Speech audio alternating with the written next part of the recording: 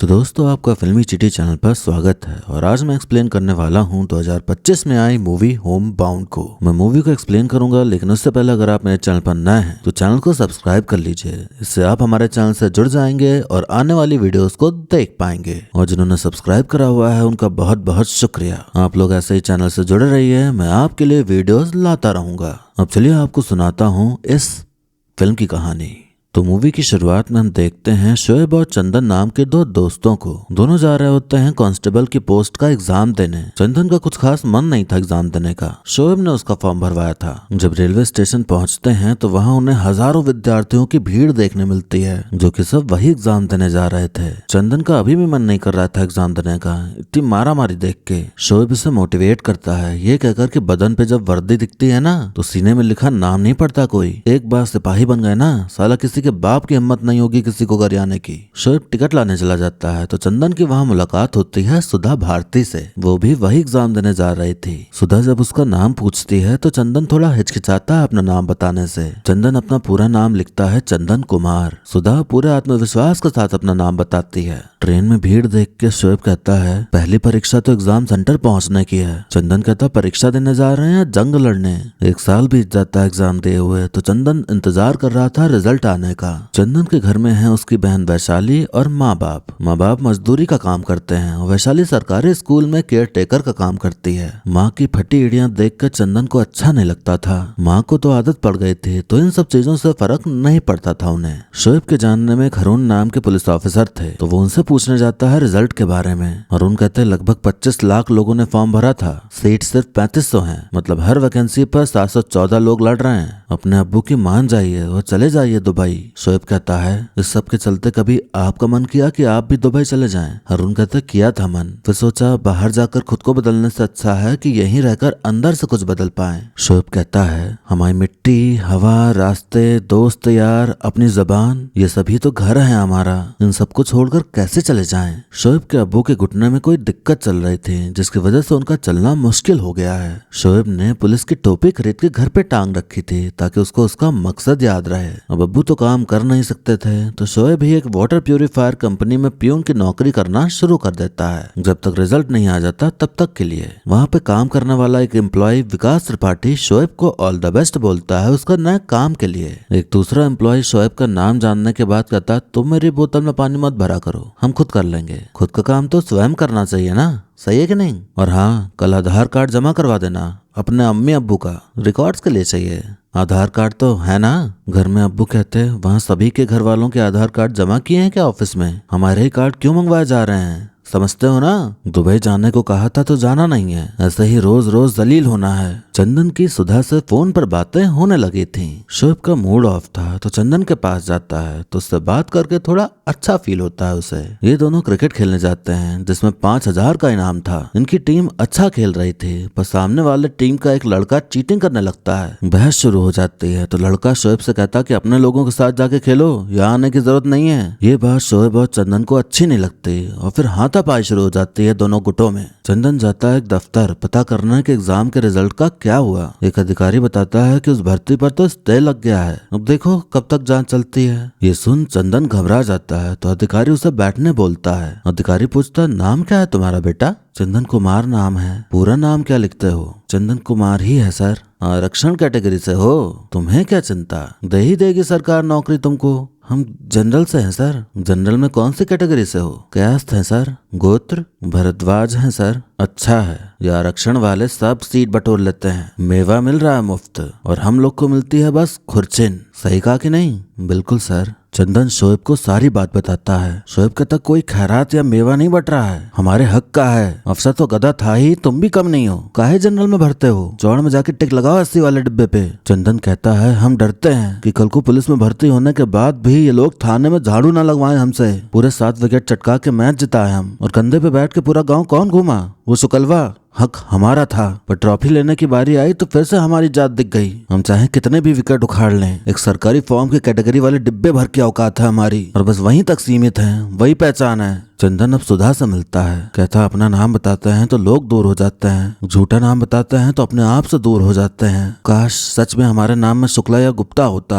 सुधा कहती तो उस दिन हम भी अपना नाम बताने से थोड़ा हिचकिचा जाते। इसी पैदाइशी शर्म को भगाने के लिए ही तो सिपाही का एग्जाम दिए थे। पर क्या ही बदल जाएगा चंदन, इन लोगों को वर्दी का कोई डर नहीं होता। यहाँ 50 होंगे वर्दी वाले, वो बैठेंगे कुर्सी पे और हमें थमा दी जाएगी बोरी। इसलिए हम अपनी बनाई कुर्सी साथ लेके चलेंगे, ग्रेजुएट बनेंगे, मन किया तो आगे PhD भी करेंगे, तभी लोग अपनी कुर्सी हमसे सटा के बैठेंगे। चंदन भी कॉलेज ज्वाइन करने का सोच लेता है सुधा की बातों से मोटिवेट होकर। फॉर्म में जब कैटेगरी पे टिक करने की बारी आती है तो वो थोड़ा सोचता है, फिर वो जनरल पर ही टिक कर देता है। चंदन के परिवार का सपना था कि उनका अपना पक्का मकान हो। घर के 3 सदस्य काम कर रहे थे पर फिर भी इतने पैसे नहीं हो पा रहे थे कि घर बन पाए। वैशाली माँ से कहती है कि चंदन को कहो ना कि वो भी काम कर ले, तब शायद पैसे हो जाएं पूरे। माँ कहती है उसको पढ़ने दो, तुझे भी कहाँ पढ़ा पाए हम। अब एक दिन शोएब के ऑफिस वाले घर गए होते हैं वाटर प्यूरिफायर बेचने। शोएब भी गया हुआ था उनके साथ। एम्प्लॉय समझा रहा था सारे फायदे वाटर प्यूरिफायर के, पर ग्राहक कन्विंस ही नहीं हो रहे थे। शोएब को दिखती हैं घर पे खूब सारी दवाइयाँ रखी हुई। इसी बात का फायदा उठाते हुए वो बीच में बोल पड़ता है। उसके सीनियर विकास उसे बोलने देते हैं। शोएब अपनी सूझबूझ से उन्हें कन्विंस कर ले जाता है वाटर प्यूरिफायर खरीदने को।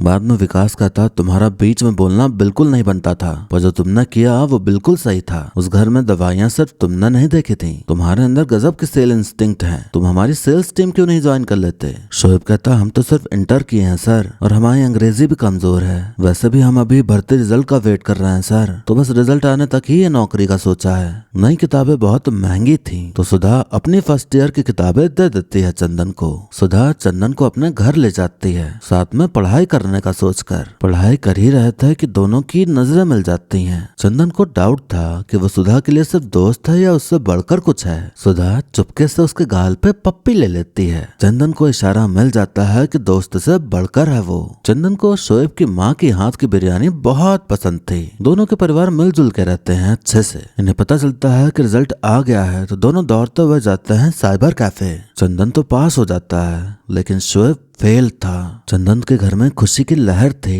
और शोएब के घर में मातम सा सन्नाटा। वैशाली पूछती है कॉलेज का क्या? तो चंदन कहता अब कॉलेज का क्या, अब सीधा अफसर बनेगा तुम्हारा भाई, अब बनेगा हमारा पक्का घर। सपना तो शोएब का था इस नौकरी को पाने का। कमरे में टंगी टोपी गुस्से के मारे फेंक देता है वो। चंदन अब फिजिकल की तैयारी करते हुए दौड़ लगाना शुरू कर देता है। चंदन शोएब से बात करने का ट्राई करता पर शोएब ने बात करना कम कर दिया था। शोएब अपने अब्बू को ले जाता है डॉक्टर के पास उनका चेकअप कराने। डॉक्टर बताते हैं कि इनका घुटना पूरी तरह से खराब हो चुका है, सर्जरी करनी पड़ेगी जिसके लिए 1.5-2 लाख तो लग जाएगा। आपको लोन भी मिल सकता है किस्तों पर, तो आप करा सकते हैं सर्जरी। शोएब राजी हो ही गया था कि तभी अब्बू कहते हैं कि ठीक है बताते हैं आपको। शोएब कहते हैं करवा लेते हैं ना। अब्बू कहते हैं सालों तक 15-16 हजार की किस्तें भरनी पड़ेंगी हर महीने, है औकात भरने की? शोएब विकास के पास जाकर कहता कि सेल्स टीम में ज्वाइन होना है हमें। विकास ले जाता है उसे अपने सीनियर के पास। सीनियर कहता है कि हो सकता है कि बातें करने आता हो इसे, पर बातों से सेल्स टारगेट नहीं अचीव होते। कुल मिलाकर उन्हें भरोसा नहीं था कि वो ये काम कर पाएगा।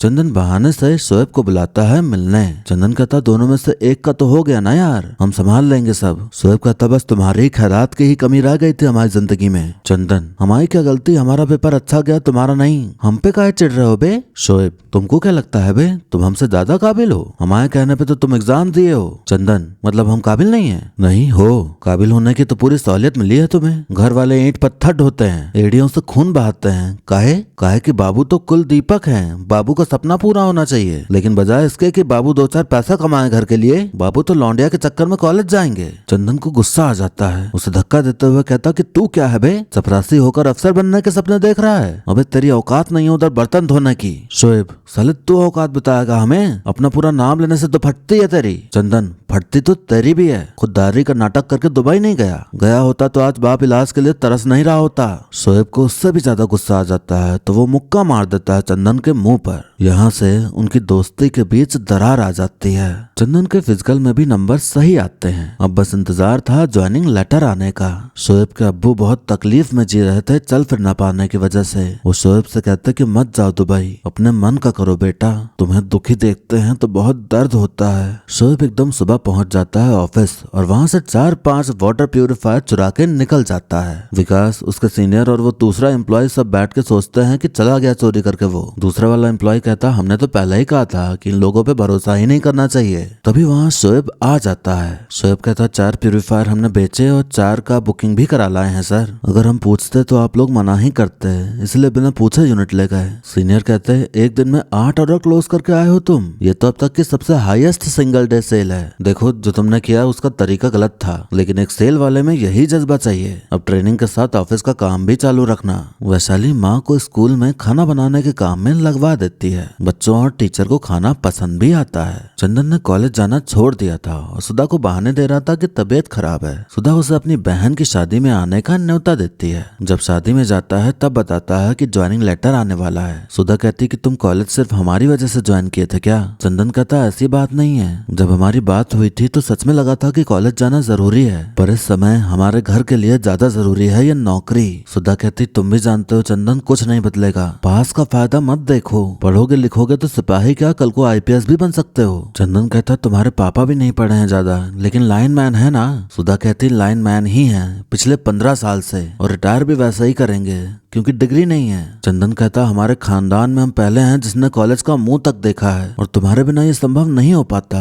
पर हमारी दिक्कत भी तो समझो, तुम रहती हो एक पक्के 2 कमरे वाले सरकारी क्वार्टर में और हम खपरेल के गड्ढों में से आसमान देखते हैं। सुधा कहती हम जानते हैं ये आसान नहीं है, पर हमसे जो पहले आए थे उन्होंने लड़ाई लड़ी थी, तभी तो तुम और हम यहाँ हैं। हमको भी तो ये लड़ाई आगे ले जानी चाहिए। चंदन कहता ये हमारी लड़ाई है, बस वैसे नहीं दिखते जैसा तुम देखना चाहती हो। ये नौकरी हमको इज्जत और पैसा दोनों देगी। सुधा कहती है शायद तुम अपनी जगह पर सही हो, पर तुम अब आगे पढ़ोगे नहीं, ये बात हमें हमेशा खलेगी। तुम्हें बहुत चाहते हैं चंदन, पर हमारे लिए खुद का सम्मान भी उतना ही जरूरी है। चंदन कहता है तो तुम अपना सम्मान रखो, हम अपनी नौकरी रखते हैं। चंदन की अब सुधा से भी दूरियां बढ़ गईं। शोएब लोन के लिए अप्लाई कर देता है ताकि अब्बू की सर्जरी हो सके। चंदन को पता चलता है कि इस साल पुलिस की नियुक्ति स्थगित कर दी गई है। अब पता नहीं कब आएगा ज्वाइनिंग लेटर। स्कूल में कुछ बच्चों के परिवार वाले आके माँ के हाथ का बनाया हुआ खाना फेंक देते हैं। स्कूल की टीचर मिश्रा जी से कहते हैं कि हमको इस औरत से कोई दुश्मनी नहीं है, हम बस इतना कह रहे हैं कि इसके हाथ का बना खाना हमारे बच्चे नहीं खा सकते। माँ कहती जब हमारी बिटिया बच्चों को पकड़ के बाथरूम ले जाती है, जब बीमार होते हैं तो अपने हाथों से दवाई भी खिलाती है, तब नहीं होता क्या धर्म भ्रष्ट। एक औरत कहती ये लोग इतना समय से जो काम कर रहे हैं वही करें ना।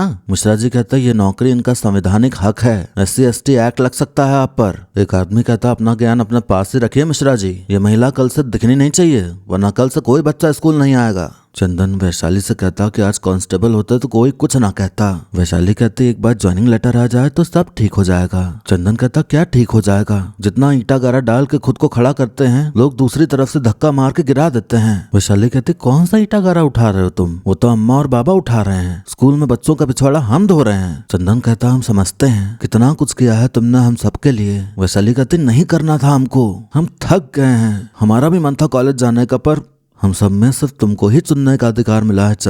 चंदन के पिता को सूरत में एक फैक्ट्री में काम करने का ऑफर आया था। पिताजी जा रहे थे क्योंकि पैसे ज्यादा मिल रहे थे। चंदन कहता आप मत जाओ बाबा, हम जाएंगे, अब बहुत हुआ, अब अपने हिस्से का करने दो हमको। चंदन चला जाता है सूरत फैक्ट्री में काम करने। धीरे धीरे काम सीख रहा होता है, ढल रहा होता है वहाँ के माहौल में। शोएब को लोन में लगाने के लिए अपॉइंटमेंट लेटर चाहिए था, तो वो उसी दूसरे एम्प्लॉय मिश्रा सर के पास जाता है। मिश्रा कहता तुम अपने इलाके के थाने से एक पुलिस वेरिफिकेशन की NOC ले आओ, उसके बाद ही लेटर मिलेगा। आज शाम को बॉस फाइनल मैच दिखा रहे हैं बड़े पर्दे पर, तुम भी आ जाना। चंदन जो भी पैसे कमा रहा था सब घर भेज दे रहा था ताकि साल भर के अंदर अंदर घर बन जाए। थोड़े टाइम बाद काफी पैसे इकट्ठे हो गए तो घर बनने की प्रक्रिया भी शुरू हो गई। शोएब जाता है पार्टी में जहाँ इंडिया पाकिस्तान का फाइनल मैच चल रहा था और सब एंजॉय कर रहे थे। इंडिया जीत जाती है तो सब पी के खुशी मनाते हैं। मिश्रा और बॉस शोएब के मजे लेने लगते हैं तो शोएब शांत हो जाता है। थोड़ा बहुत हंसी मजाक चल जाता पर लिमिट पार कर देते हैं ये लोग। कहते हैं कि आज तो इसकी टीम हार गई,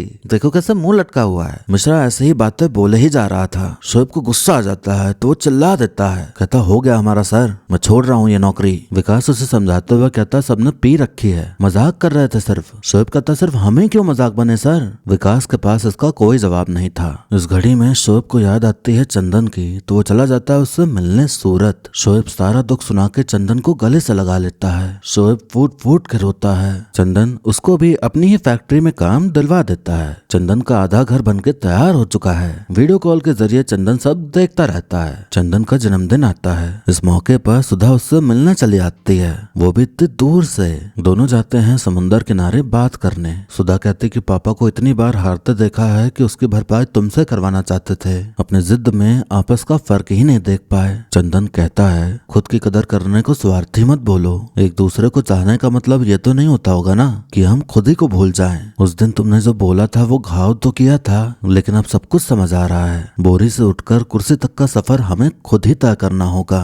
अब्बू का ऑपरेशन होने वाला था तो शोएब छुट्टी लेके घर जाता है। सब जगह बात चल रही थी कि कोई वायरस आया है, सबको मास्क लगाने को बोला जा रहा था। ऑपरेशन होने के बाद शोएब वापस चला जाता है। एक दिन फैक्ट्री में एक आदमी आकर कहता कि सरकार ने 21 दिन का लॉकडाउन लगाया है तो फैक्ट्री बंद रहेगी। सब लोग जाते हैं राशन पानी लेने तो हर जगह भीड़ लगी पड़ी थी। लॉकडाउन चालू हो गया, हर जगह सन्नाटा छा गया था। जो बाहर दिख जाता पुलिस उसे लाठियों से पीट रही होती है। फैक्ट्री के मालिक ने एक काम अच्छा किया था कि वो सभी वर्कर्स को दिन में खाने पीने को दे रहा था। सब उम्मीद में थे कि 21 दिन बाद तो काम शुरू हो ही जाएगा तो सब ठीक हो जाएगा, पर ऐसा होता नहीं। लॉकडाउन बढ़ गया। जितने भी मजदूर थे वो शहरों से निकलकर पैदल ही चल देते हैं अपने घर जाने के लिए। एक तरफ खाने पीने की किल्लत और दूसरी तरफ महामारी का डर। साधन भी नहीं मिल रहा था क्योंकि सब बंद था। जहाँ ये लोग रहते थे वहाँ के आसपास के लोग जा चुके थे। इतने महीनों से दाल चावल खा खा के पक चुके थे ये लोग। इन्हें भी घर की याद सताने लगी थी। फैक्ट्री भी अब बंद हो जाती है पूरी तरह से। इन दोनों के साथ जो बाकी लड़के रहते थे वो जाने का सोच लेते हैं तो ये लोग भी तैयार हो जाते हैं जाने के लिए, क्योंकि यहाँ तो कुछ बचा ही नहीं था, न खाना न काम न पैसा। कोरोना से पहले भूखे मर जाने की नौबत आ गई थी। ये लोग निकलते तो हैं पर पुलिस पीछे पड़ जाती है। सब भाग लेते हैं लेकिन शोएब पकड़ा जाता है। पुलिस वाले उसे पीटने लगते हैं तो चंदन भी वापस आकर उसके साथ मार खाता है। दोनों लोग रूम जाते हैं और अगले दिन निकलने का प्लान बनाते हैं। चंदन घर वालों के लिए कुछ लेकर आया था जो कि बैग में डाल देता है। निकले तो सही पर आंसू गैस दाग दिए गए और पुलिस पीछे पड़ गई तो सरपट भागते हैं ये लोग। फिर हाईवे से पैदल चलना शुरू किया उन्होंने। चलते चलते एक ट्रक मिला। चंदन ने कहा कि अगर कोई नाम पूछे तो बोलना तुम्हारा नाम अवधेश कुमार है। ट्रक में अंदर बैठने की जगह नहीं मिली तो वो ट्रक के ऊपर बैठ जाते हैं। ट्रक में बैठे एक परिवार के सदस्य को खांसी आ रही थी तो उनको बीच रास्ते में ही उतार दिया जाता है। सफर करते करते एक दिन बीत जाता है। चंदन कहता कल शाम तक तो पहुंच ही जाएंगे। चाची से कहेंगे बिरयानी बनाओ, बढ़िया भगोने के अंदर बैठ के खाएंगे मस्त। चंदन ने वापस न आने का सोचकर कॉलेज जाने का प्लान बना लिया था।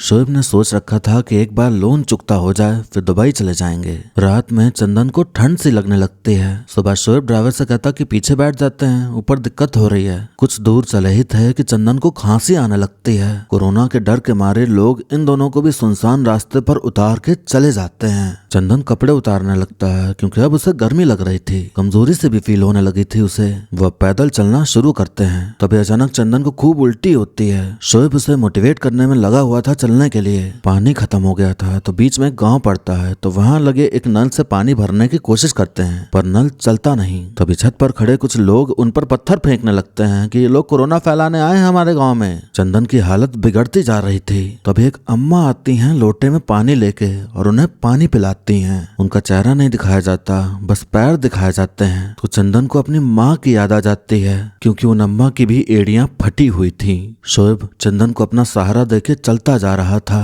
चंदन बड़बड़ाने लगता है। एक कार आती है पर रुकती नहीं। 7 घंटे से पैदल चल रहे थे दोनों। शोएब एक डॉक्टर को कॉल करता है और सारे सिम्टम्स बताता है तो वो कहते हैं कि शायद हीट स्ट्रोक है, बुखार दिमाग पर चढ़ गया तो घातक हो सकता है। तुम जल्दी से नजदीकी अस्पताल पहुंचो और उसे बिल्कुल भी सोने मत देना। शोएब चंदन के घर पर फोन कर पूरी सिचुएशन बता देता है। शोएब चंदन को सहारा देके चलता जा रहा था लेकिन तभी चंदन गिर पड़ता है। चंदन बड़बड़ाया जा रहा था, होश खोते जा रहा था वो धीरे धीरे। हल्का होश आने पे कहता कि हमसे नहीं हो पाएगा, हम और नहीं चल पाएंगे। शोएब चंदन को पीठ पे बैठा के लेके चलना शुरू कर देता है। चंदन का शरीर बेजान सा हो जाता है और वो फिर गिर पड़ता है। चंदन की आंखें बंद हो जाती हैं, बोलना भी बंद कर देता है। शोएब उसे मोटिवेट करने के लिए वो हर अच्छी अच्छी चीजें कहता है जिससे कि वो उठ जाए, पर चंदन बस मुस्कुरा रहा होता है सब सुन के, पर उठ नहीं रहा होता। शोएब कहता सुधा आई है देखो। चंदन आंखें खोलता है पर फिर बंद कर लेता है। शोएब उसे बॉल पकड़ाता है कि अभी एक एक ओवर और खेलना है, चंदन उठो। चंदन के हाथ बॉल नहीं पकड़ते। शोएब उसे गले लगा के चीख रहा होता है उठो चंदन,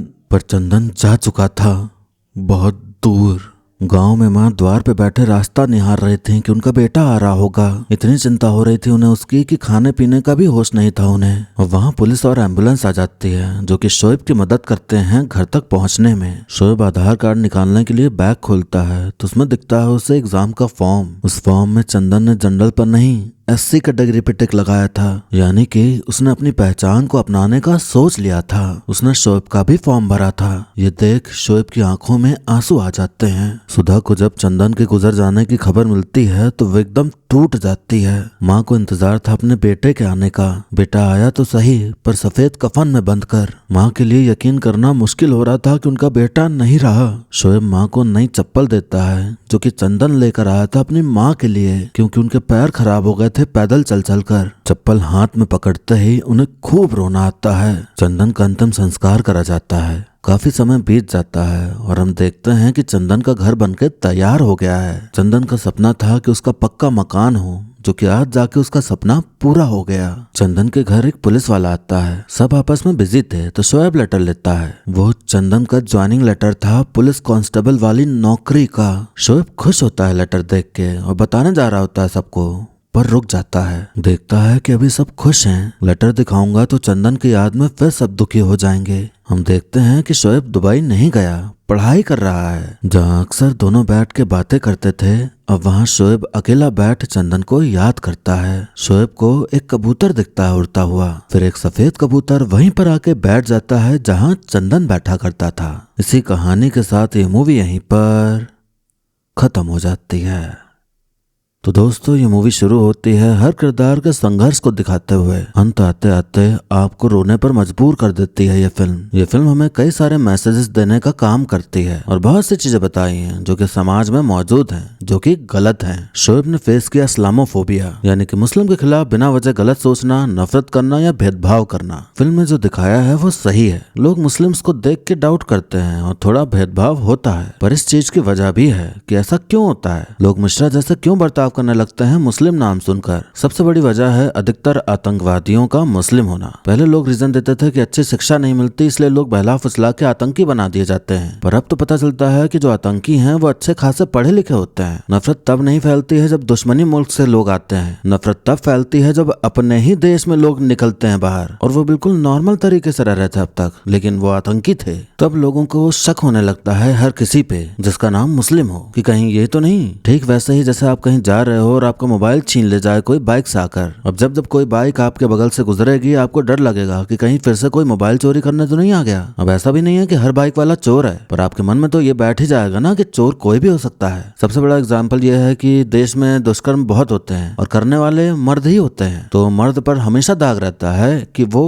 तो होता ही ऐसा है। भले आप कितने ही अच्छे हो लेकिन एक लड़की के लिए आप उसके शक की निगाह पर रहोगे और फिर आपको बुरा लगता है कि मैं तो कितना अच्छा हूँ, फिर मुझे गलत क्यों समझ रहा है कोई। गलत इसलिए समझा जा रहा है क्योंकि किसी मर्द ने उसे कभी छेड़ा होगा, तो अब उसके लिए हर मर्द वैसा ही है। तो कुल मिला के करता कोई और है और भरता कोई और है। नफरत फैलाई किसी और ने जिसका खामियाजा मजबूरन आपको भी भुगतना पड़ जाता है। हम बस एक मैसेज पहुंचा सकते हैं कि जैसे हर मर्द दुष्कर्म करने वाला नहीं होता है वैसे हर मुस्लिम आतंकी नहीं होता है। बस इतना ही कह सकता हूँ मैं। चंदन ने फेस किया जातिगत भेदभाव, उसके परिवार ने फेस किया छुआछूत। जब भी इस टॉपिक पर बात होती है लोग ये कमेंट करने जरूर आते हैं कि अब ये सब थोड़ी होता है। मैं सिंपल यही कहूंगा कि अगर मानते हो कि अब ये सब नहीं होता है और सब बराबर हैं, तो ठाकुर लिखो या पंडित या चमार सब एक ही बात तो है ना। तो लगा लीजिए अपने नाम के आगे चमार, फिर देखिए कितना बदलाव आया है और कितना बदल गई है लोगों की मानसिकता। और जो कहीं कोई चमार पंडित लिख ले तो क्या होगा, क्या तभी सब बराबर हैं? अगर ये बात आपको थोड़ी सी अनकंफर्टेबल लग रही हैं तो जवाब आपको मिल गया है। जब बात रिजर्वेशन की आती है तब सब ऐसा दिखाते हैं जैसे सबसे ज्यादा प्रताड़ित जनरल हैं। फिर वही कहा जाता है कि अब कहाँ होता है ये सब, रिजर्वेशन हटा दो। जिन्होंने भेदभाव किया वो चले गए, अब हमारी क्या गलती। बिल्कुल वैलिड पॉइंट है। जिन्हें रिजर्वेशन मिला है उनका सिंपल यही कहना है कि जाति हटा दो, रिजर्वेशन अपने आप हट जाएगा, क्योंकि रिजर्वेशन जातिवाद भेदभाव से आया है। जातिवाद भेदभाव रिजर्वेशन से नहीं। जब जाति नहीं रहेगी तो न रिजर्वेशन रहेगा न भेदभाव होगा। जब रिजर्वेशन की बात आए तो आप चाहते हैं कि अतीत भुलाकर हम आगे बढ़ें, लेकिन जब जाति की बात आए तब अतीत को याद कर करके अपनी कास्ट पर प्राउड फील करना चाहते हो, दिखाना चाहते हो कि हमारी कास्ट सबसे अलग है, सबसे ऊंची है। तो ये दोगलापन फिर कैसे चलेगा? या तो कास्ट प्राइड कर लीजिए और हर कोई अपना अतीत याद रखे कि किसके साथ क्या हुआ था और किसने किया था, या फिर अतीत को वाकई में भुलाकर समझौता कर लीजिए कि हर जाति बराबर है, सब एक हैं। अब चलिए आपको एक रियल किस्सा सुनाता हूँ जो कि हाल ही में मेरे एक दोस्त ने सुनाया। उसकी एक दोस्त है जो कि बता रही थी कि उसकी फ्रेंड घर आई, सोफे पे बैठी चाय पानी किया। जब चली गई तो उसकी माँ ने उसकी जात पूछी। जब जाना कि वो उनकी जात की नहीं थी तो उन्होंने घर की सफाई करवा डाली। नियम कानून है और लोगों ने लड़ाई लड़ी है इन जैसों के खिलाफ, तब जाकर आज बस ऐसे छुप छुप कर ये सब हरकतें कर पाते हैं। अगर नियम कानून का डर नहीं होता तो शायद ये सब कुछ उसके सामने ही कर डालते। बात यह है कि हर कोई बुरा नहीं है। फिल्म में टीचर ने चंदन की माँ का सपोर्ट किया, उनके लिए स्टैंड लिया। ऑफिस में शोएब के लिए विकास ने स्टैंड लिया। इन दोनों किरदार के नाम हायर कास्ट वाले ही हैं। तो ऐसा नहीं है कि सब बुरे हैं, पर जो बुरे हैं, जिनकी मानसिकता खराब है, उनके खिलाफ स्टैंड लेना जरूरी है। यहाँ भी अब वही बात आ रही है कि हर उस इंसान से नफरत नहीं है जो हायर कास्ट वाला है, उस इंसान से दिक्कत है जो ऐसी मानसिकता लेके चलता है। हमें हर किसी से नफरत करके नहीं चलना है, बल्कि एक दूसरे को समझना है ताकि चीजें और बेहतर हो सके। इस फिल्म में चंदन और शोएब तो स्ट्रगल कर ही रहे थे। एक और इंसान था जिसका स्ट्रगल शायद ही किसी को दिखा होगा। वैशाली को पढ़ना था, कॉलेज जाना था। लगभग हर घर में ये होता है कि अगर घर में लड़की है और लड़का है तो पहली प्रायोरिटी लड़का होता है कि उसे पढ़ाया जाए। जो सिस्टम बना है कि वही बुढ़ापे का सहारा बनेगा, इस सिस्टम के चलते उसे ज्यादा प्रायोरिटी मिलती है, जिसके चलते दूसरे बच्चे को सैक्रिफाइस करना पड़ता है। अगर वैशाली को पढ़ाया जाता तो शायद वो काफी अच्छा कर ले जाती बाकी लोगों से भी, पर अफसोस उसे मौका नहीं मिला अपनी काबिलियत दिखाने का। कोरोना वायरस, लॉकडाउन, ये टॉपिक जब भी आता है स्किप करने की ही इच्छा होती है। उस टाइम इतना फ्रस्ट्रेट, इरिटेट, परेशान हुए थे सभी कि अब कोई भी उस टाइम के बारे में बात करने की इच्छा नहीं जताता। अगर उससे रिलेटेड मूवी सीरीज भी बनती हैं तो लोग स्किप ही कर देते हैं। इस फिल्म में वो टाइम तब दिखाया जब लोग फिल्म से बन चुके थे। कैरेक्टर से जुड़ने के बाद फिर देखने की इच्छा हो ही गई कि ये दोनों घर जा पाएंगे या नहीं। उस समय की मुश्किलों को, उस पेन को बहुत अच्छे से दिखाया है फिल्म में। फिल्म को देखने के बाद सीने में एक भारीपन सा महसूस होता है। सोचने पे मजबूर हो जाता है इंसान उस समय के बारे में कि कैसे लोगों ने स्ट्रगल किया था अपने घर तक आने के लिए और कितने लोग तो पहुंच ही नहीं पाए। एक सीन है जहाँ शोएब की बेइज्जती कर रहे थे सब, तो उसने नौकरी को लात मार दी। यहाँ उसको अपनी बेइज्जती तो दिख गई पर जिम्मेदारी नहीं दिखी। वो ये भूल गया कि उसे इस नौकरी की कितनी जरूरत है। पिता का ऑपरेशन होना है, लोन भरना है, कितना कुछ था जो कि पैसे से ही पॉसिबल था सब। अब तो आए दिन हर एम्प्लॉय ऐसे ही गाली खाता है, बेइज्जती सहता है। अगर ऐसे ही सब नौकरी छोड़ के जाने लगे तो चल चुका घर सबका। फिर ऑफिस पॉलिटिक्स तो होती ही है, फिर चाहे किसी भी रीजन से हो, काम को लेकर, नाम को लेकर, या शहर को लेकर, या जेंडर को लेकर, या आपकी लैंग्वेज को लेकर, या आपके पहनावे को लेकर, हर सीनियर आपकी लेता ही है। तो नौकरी छोड़कर शोएब ने अपनी सेल्फ रिस्पेक्ट नहीं बचाई बल्कि अपने ही पैर पर कुल्हाड़ी मार ली। जहाँ काम करने गए वो लोग फैक्ट्री में, वहाँ सब अच्छा ही था, लेकिन रियलिटी में इस बात की गारंटी नहीं होती कि आप अगर जॉब स्विच कर रहे हो तो वहाँ अच्छा ही होगा। हो सकता है कि वहाँ और बदतर इन्वायरमेंट हो। एक्टिंग की बात की जाए तो सभी ने अच्छा काम किया है। सबकी एक्टिंग एकदम नेचुरल लगती है। सभी के इमोशंस हमें पूरी तरह फील होते हैं। जानवी जी हमेशा ट्रोल होती हैं अपनी एक्टिंग के चलते, पर इस फिल्म में उनका काम भी बढ़िया है। लोगों का टाइम स्पैन बहुत कम हो गया है। अब लोग चाहते हैं कि 10 मिनट में ही वीडियो खत्म हो जानी चाहिए। अब ये वीडियो 27-28 मिनट की हो गई है, तो अब वीडियो को यहीं पर खत्म करता हूँ। अगर आपको वीडियो अच्छा लगा हो तो लाइक करके जरूर जाइएगा। बहुत अच्छा लगा हो तो आप कमेंट भी कर सकते हैं। मेरे कोई विचार पसंद नहीं आए हो तो आप अपने विचार भी रख सकते हैं। सब्सक्राइब करना हम लोगों ने छोड़ ही दिया लग रहा है। सब्सक्राइबर अब बढ़ते ही नहीं है। थोड़ी सी मेहनत कर लीजिए और सब्सक्राइब बटन दबा दीजिए। बाकी मिलते हैं अब अगली वीडियो में, तब तक के लिए टाटा, बाय बाय और नमस्ते।